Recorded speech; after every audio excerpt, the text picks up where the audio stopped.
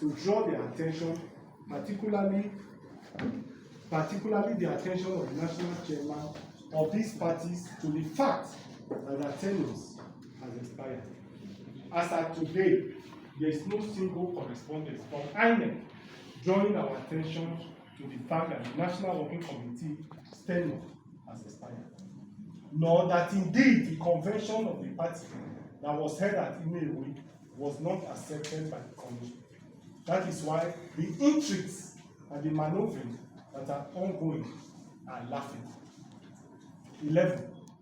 Apart from the fact that the Federal High Court in Abuja has already validated the National Convention held in March, there are other persons who have equally challenged the convention of the party, and these cases are as follows. The lists are here and you can see them. It is therefore tried in our laws that once cases are pending in courts, parties are to maintain status quo ante in order not to destroy the rest. In this case, INEC is expected to maintain the status quo ante in order not to destroy the rest of the party. INEC is expected not to descend into the arena of conflict, but to continue with this neutrality and work cordially with the recognized leadership of the party until the courts state otherwise. 12. The National Working Committee must also state, in addition, that Labour Party is different from other political parties in the sense that it is not a party that is controlled by one man, nor one woman, nor one leader. Neither is it a party that can be put in the pockets of one person. It is a party for the generality of the people. It is for these reasons it was possible to record the successes it made in the 2023 general election. The outlook of the party made it possible for people like Dr. Alex Otti to use the platform of the party and win the general election in 2023 after trying and failing in APC, PDP, and even APC. Therefore, the ideology, principles, ideas, and outlook of the party must be maintained at all costs. It is a party for the peasants, the downtrodden, the poor, the oppressed, and those who indeed want genuine change and good governance for the people of Nigeria. I must state and conclude here with the quote from Julius Abure, Things Fall Apart, where he said, "Let the eagle perch and let the kite perch also." In Labour Party, we are not troublemakers as people are trying to paint, as people try to perceive. We accommodated everybody in the party and provided our platform for people to use. We provided that accommodation, we accommodated them, we assisted them, and today we have a lot of elected officers. The party is big enough to accommodate all interests. The party is large enough to accommodate diverse opinions, and that's why at this level we have been very professional in our approach to issues. We are very dispassionate in the manner and the way we deal with issues. So we are not fighting anybody. Since after the general election, I need to make this clarification. The party executive and the party leadership have been under attack. What we have done since after the general election is for us to defend ourselves. We have never started any attack on any person or any group of persons. If you look at the struggle we have faced since after the general election, none has ever been initiated by the leadership of the party. Rather, it is people attacking and fighting the leadership of the party. So what we have done for the past few months is for us to defend ourselves And this is precisely what we are doing. I must state that the party is open to all Nigerians to express themselves. The platform is available. It's an alternative to others, and we are prepared to defend the integrity of the party. We intend to defend the interest of all our members. If the interest of any elected officers is in conflict, is under attack, I can assure you that we'll be all over the place to defend those interests. So I want to appeal to our colleagues that they should concentrate on governance and allow us manage the political party. So I thank you and God bless you this morning. That's a standing ovation for the national chairman. We will take one or two questions, but before we do that, I'd like to recognize the national secretary that just walked in, Alhaji Umar Farouk Ibrahim. Thank you, Ibrahim, and also the national youth leader has also walked in, Prince Kennedy Ahmad. Now, if you're here, you just have, so that we will not waste our time. The speech is well explanatory, but if we do have questions, please just take one or two questions. The song from the reporter from Trump, please ask your question, and of course, after that, on to ask. Thank you, Chairman, and other NWC members. My name is Julius Abure, I work for the Sound Newspaper. Sir,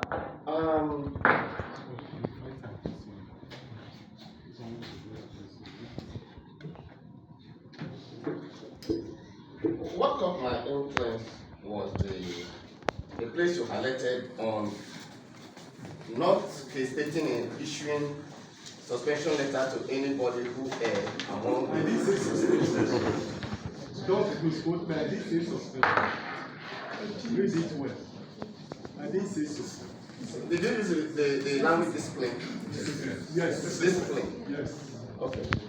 Discipline is minor. Okay. Discipline is an all-embracing word. Oh, okay. You were already defining it, so I didn't define it. What I said was that whichever measure you use to discipline the person, it can be interpreted that the person. I didn't say suspension.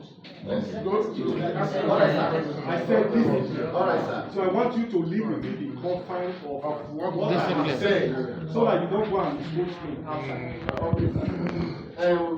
My own concern is this: from not attacking others and others attacking you, and also making use of discipline of those whom you feel that are attacking you, do you think that's the proper way of approaching this issue? Or do you think there are other measures you can also use to bring those people who you think are agreed to settle the matter in the family? Shaman, please, can we take just two more questions? So let me take all the questions. Okay, Francis from Punch. I mean, in the face of all these conflicts from the NSC quarters and I mean, some of us imagine ones. What is looking at the role of the national leader? We understand there was last as many as speculated. Okay, channels. I need to thank my brother for Punch because that was my first question. Thank you so much. Then my name is Friday. I'm from Channels TV. Let me just go straight to my second question. I won't ask that question. My second question is actually in view of the elections coming up in the Edo and your own zone. I know that you have candidates, governorship candidates in these two elections. And now you just stated it also, to use your word, from the 2023 general elections until now, the party has been under attack. External, internal forces. And right now, as we are still speaking, there's still fight.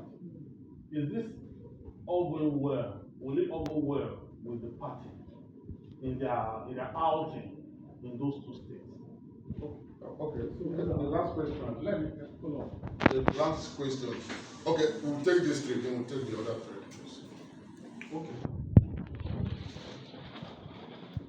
Well, as to the first question, the party constitution is clear. We have alternative dispute resolution mechanism in the party.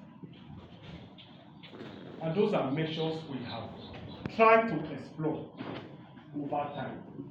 But where such measures fail, then of course the party will have no choice but to employ disciplinary measures to deal with the issues. To answer you specifically, we have tried a lot of other measures and we will continue to try. But where those measures are failing or people are unyielding, then the party of course will not have any choice but to discipline members who do not want to obey the party constitution and play by the rules of the party. We've been very magnanimous in our approach to issues in this party. We have been very dispassionate. In most cases, even you journalists will say when people attack you, you don't respond. Response don't come from the party swiftly. It is because we didn't want to increase the level of controversy in the party. And we feel that as leaders, it is better for us to accommodate all shades of opinion, all views. That's why when people go to the television to abuse us, to say all kinds of things, even where they are false, even where they are fake news, you see that occasionally we ignore them and don't join issues with them. It is all towards seeing how we can resolve one conflict or the other. But of course, you know that once you preside over an organization where there are conflicts of interest, where there are divergent interests, obviously it's open to one conflict or the other. So political parties is one of such organizations that manages the interest of people, and therefore because of that, there is always one conflict or the other. And I can assure you, if not that we have been very professional in managing the arising conflict from the party, I'm sure that the party would have since exploded. But we have been very patient, we have been very dispassionate, we have been very persuasive, we have been appealing to people that whatever may be the imperfection, because there's no perfection in humanity, we should all come together to work and focus on the bigger picture of the country. And so, as far as I think the national leader, Peter Obi, will be in the best position to answer that question. I know that the media reported it, but he has not discussed with us as a group as to even know the grievances of what is going on. I'm aware that he had one meeting with NS, and that's all I can say about it.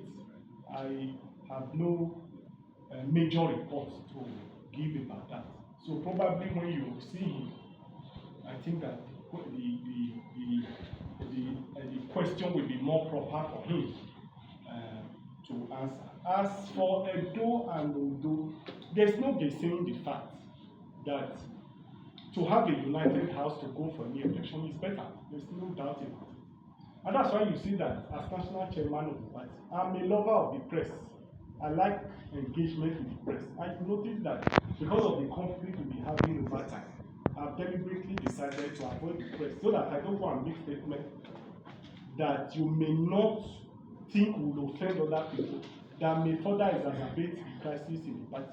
That's why that you see I have deliberately refrained from even making responses and talking to the press over time.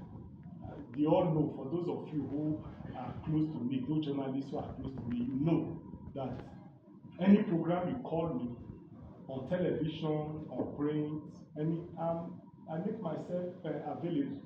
But because of the conflict in the party that people brought deliberately, there was of course no room for this conflict. People created it, brought it deliberately, mischievously to derail the party.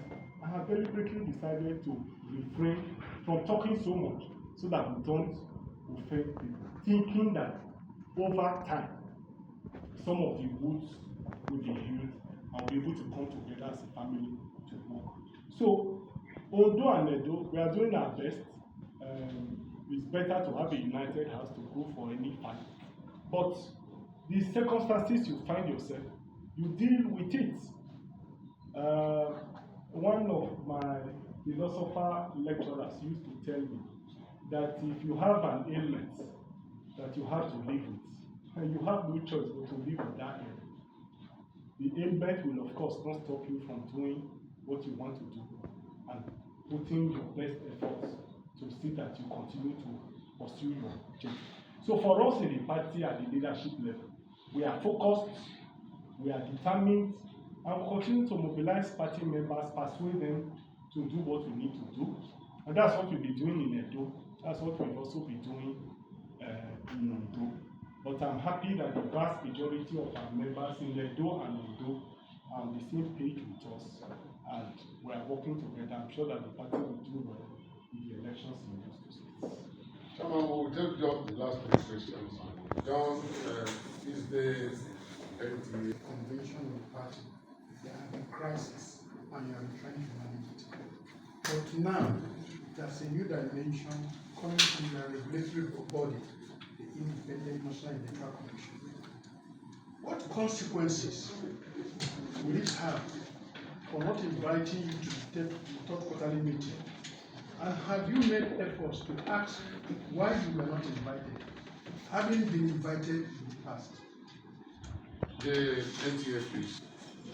My question was also supposed to come from the INEC aspect. But the little thing I will add is that INEC is already taking action. We noticed last week INEC refused to hand over the register to the acting chairman of the party in Edo State.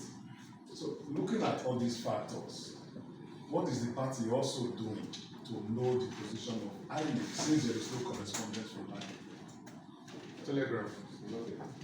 Okay, that's the last question. Okay, I think both questions are almost